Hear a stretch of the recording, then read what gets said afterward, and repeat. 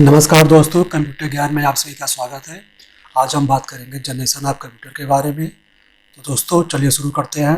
दोस्तों पहले समझते हैं कि जनरेशन होता क्या है। कंप्यूटर में शुरू से लेकर आज तक जैसे जैसे विकास हुआ तो उसको समय के अनुसार जनरेशन में डिवाइड कर दिया गया। कंप्यूटर में अब तक 5 जनरेशन आ चुका है।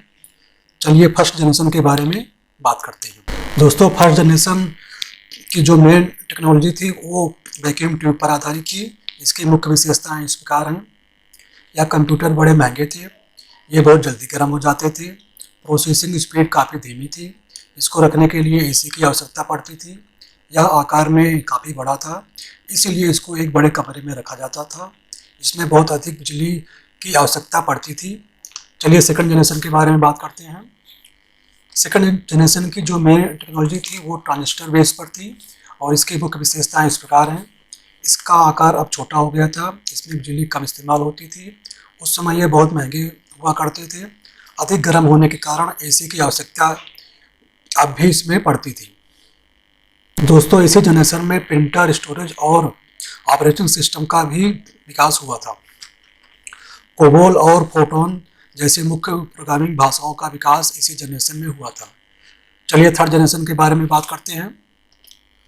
दोस्तों थर्ड जनरेशन की जो मेन टेक्नोलॉजी थी वो इंटीग्रेटेड सर्किट थी और इसकी मुख्य विशेषताएं इस प्रकार हैं। ये ज़्यादा एक्यूरेट थे, इसका आकार अब और भी छोटा हो गया था। दोस्तों इस जनरेशन का जो पीसी था पहले से काफ़ी छोटा हो गया था, साइज में पहले से छोटे हो गए थे, अब ये काफ़ी तेज़ हो गए थे। इस जनरेशन के कंप्यूटर में बिजली कम लगती थी, हाई लेवल की लैंग्वेज का उपयोग होना शुरू हो गया था।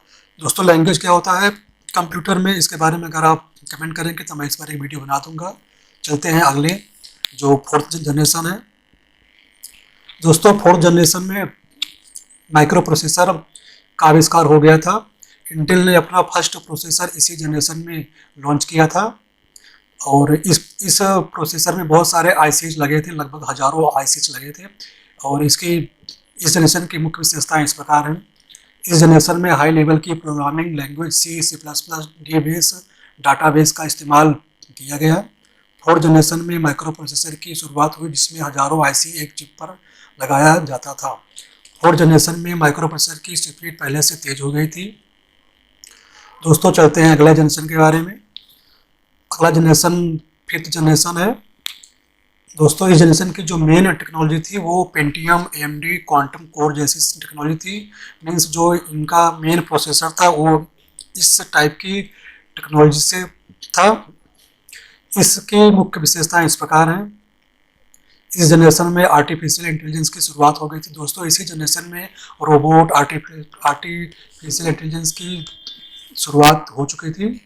मोबाइल संचार, वॉइस रिकग्नाइजेशन, सैटेलाइट संचार, सिग्नल डाटा प्रोसेसिंग शुरू हो गया था।